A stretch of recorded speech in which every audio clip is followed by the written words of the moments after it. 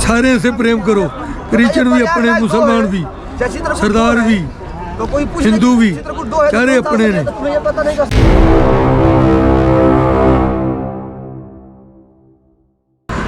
आज प्रोटोकॉल भी लग गया है कि जो पर्सन विदाउट RT-PCR के आएगा उसको उत्तराखंड में या हरिद्वार में एंट्री नहीं मिल पाएगी, और मेरे पास RT-PCR नहीं है। चलो देखते हैं आगे क्या बनता है। जिस बात का डर था वही हुआ, हमें बॉर्डर के ऊपर रोक लिया गया और यहाँ पे हमसे रिपोर्ट मांगी गई जो हमारे पास नहीं थी, पर यहाँ पे एंटीजन टेस्ट किया गया जिसकी रिपोर्ट अभी भी पेंडिंग है, बट हम नेगेटिव थे। ये सबसे अच्छी बात हुई और हमें कुंभ में आने की परमिशन मिल गई।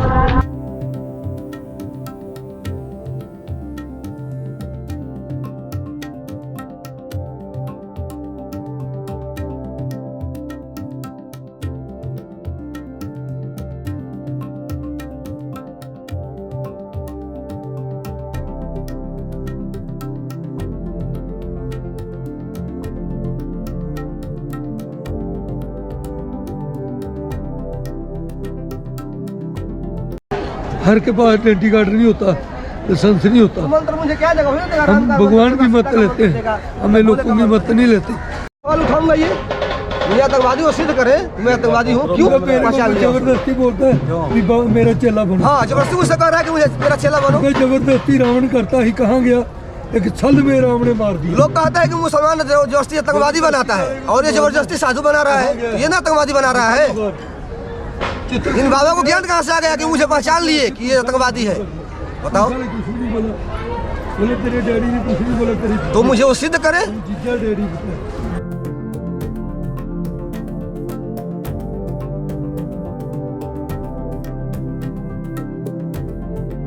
अनंतपुर साहब हमारा गांव है। बोलते हैं भी जो जुल्म करता है उसको रोको, वो पागल है, जबरदस्ती करता है। वो कौन किसी को ऑर्डर है भी कोई जबरदस्ती चीज ले ले, जबरदस्ती दे दे, जबरदस्ती चेला बनाए, जबरदस्ती बने। जबरदस्ती गुरु ने रोका है, जुल्म का नाश किया है, उसका नाश हो जाएगा। जो जुल्म करेगा, कल्ले को देख के लड़की बहन देते हैं, है ना, बोलते हैं गुरु को चल जाओ, उसके पीछे गल पड़ जाते हैं। जब कोई बात पूछने वाला आता है, बताने वाला आता है, फिर उसको नहीं बोलते तुमने क्यों पूछा नहीं। तकड़ी में वजन इक्को जा होता है, एक पासे वजन नहीं रखते। जज दोनों की वकीलों की बात सुनता है फिर फैसला करता है। गंदा जज होता है जो एक की बात सुन के पैसा लेके उसके हक में बोलता है। ऐसे गंदे लोग हैं, हमारा कुछ नहीं बिगाड़ सकते। हम कल्ले रहते हैं, बगैर हथियार से रहते हैं, नाम जपते हैं।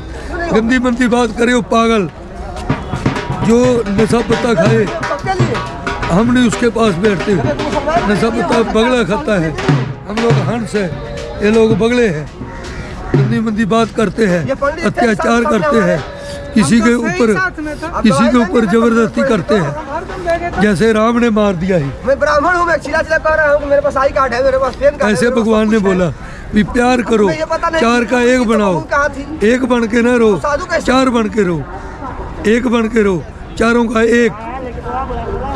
सारे से प्रेम करो, क्रिश्चियन भी अपने, मुसलमान भी, सरदार भी, हिंदू भी, सारे अपने ने। वाहिगुरु जी का खालसा, वाहिगुरु जी की फतेह। जिन्नी मैदान च फतेह उनकी जंगे च फतेह, जिन्नी जंगे च फतेह उनकी जहान च फतेह। वाहिगुरु जी का खालसा, वाहिगुरु जी की फतेह।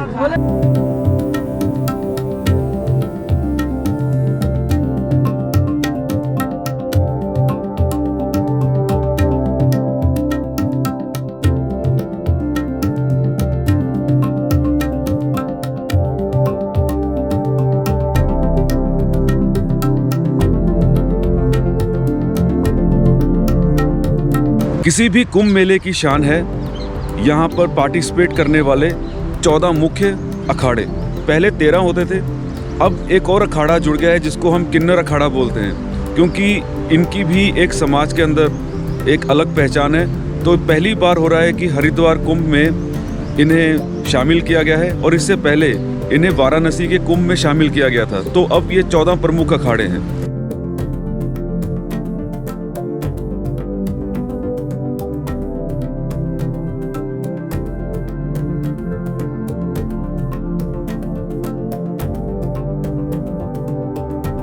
ये 14 जितने भी अखाड़े हैं, इनमें 5 तो सिर्फ नागा बाबाओं के ही हैं, उसके साथ साथ वैष्णव के हैं और अलग अलग संत समाज के हैं, किन्नर के हैं, अघोरी हैं, तांत्रिक हैं।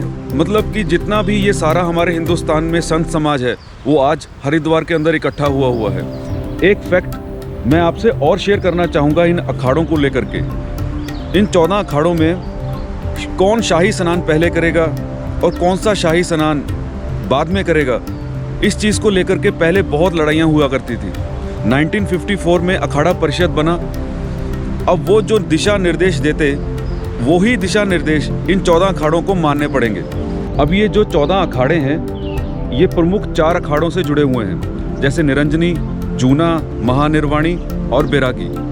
जैसे कि मैंने आपको पहले भी बताया कि 4 तरह के मुख्य शाही स्नान हैं। अब इन शाही स्नानों को लेकर के कोई विवाद ना हो, लड़ाई ना हो, तो अखाड़ा परिषद ने एक रूल बना दिया है। जो पहला शाही स्नान है वो निरंजनी अखाड़ा करेगा, दूसरा शाही स्नान जूना अखाड़ा करेगा, तीसरा शाही स्नान महानिर्वाणी अखाड़ा करेगा और जो आखिरी चौथा शाही स्नान है वो बैरागी अखाड़ा करेगा, ताकि एक पूरी व्यवस्था बनी रहे, किसी के अंदर किसी प्रकार का कोई विवाद ना हो और अच्छी तरह से ये कुंभ मेला संपन्न हो। किसी भी एडमिनिस्ट्रेशन के लिए कुंभ मेले को संभालना बहुत डिफ़िकल्ट टास्क है, क्योंकि जब शाही स्नान होते हैं तो आपकी एक तरफ आम लोग होते हैं और दूसरी तरफ संत समाज, और इतनी भीड़ होती है तो उसको संभालना बहुत मुश्किल हो जाता है।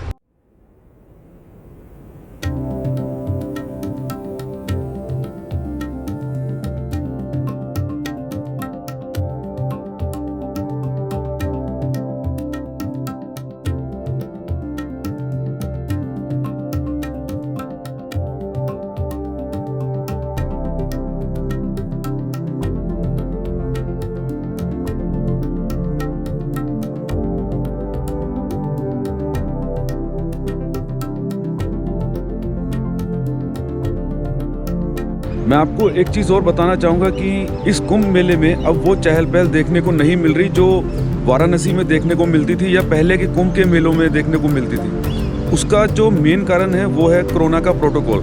जितने बाहरी राज्य के लोग हैं या यात्री हैं, उनको कड़ी निगरानी में यहाँ पे एंटीजन रैपिड टेस्ट करवाया जा रहा है। रिपोर्ट नेगेटिव आने पर ही वो उन्हें हरिद्वार में या उत्तराखंड में एंटर करने दे रहे हैं।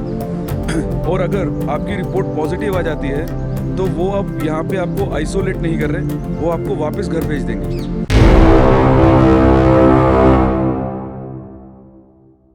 या भक्त, व्यक्ति, वस्तु, वस्तु का व्यवस्था, व्यक्ति वही है। न जाने ये वक्त में आज यहाँ, काल वक्त में कहाँ चला जाएगा। हाँ, वो किसी के अधीन